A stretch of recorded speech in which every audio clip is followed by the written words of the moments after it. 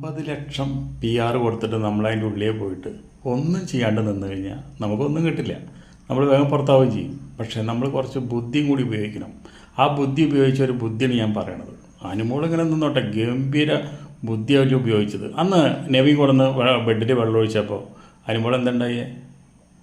അവിടെ പോയി ഒരു സോഫയുടെ ബാക്കിൽ കിടന്നു. എക്സ്ട്രാ ബെഡ് കൊടുത്തു, അതിൽ കിടന്നില്ല.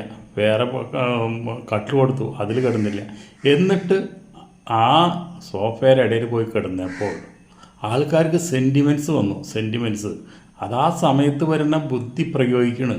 സെൻറ്റിമെൻറ്റ്സ് വന്നു. ആ സെൻറ്റിമെൻറ്റ്സിൻ്റെ ഇടയിൽ കൂടെ അനീഷ് ചെന്നിട്ട് പുതപ്പ് കൊടുക്കണം, തലോണ കിടക്കണം. സെൻറ്റിമെൻറ്റ്സ് വർക്കൗട്ടായി. ആ വർക്കൗട്ടായോട് കൂടിയിട്ട് അമ്മമാർക്ക് ഒരുപാട് സങ്കടമായി. അമ്മമാർ കൊണ്ട് അയ്യോ ആ കുട്ടിയുടെ ബെഡിൽ വെള്ളം ഒഴിച്ചിട്ട് ആ കുട്ടി ചെന്ന് സോഫയുടെ അടിയിൽ കിടക്കണ കണ്ടില്ലേ? പോരെ, ഇതല്ലേ ബുദ്ധി. അപ്പോൾ PR കൊടുത്തോണ്ട് മാത്രമല്ല, ബുദ്ധിയും ഉപയോഗിക്കണം.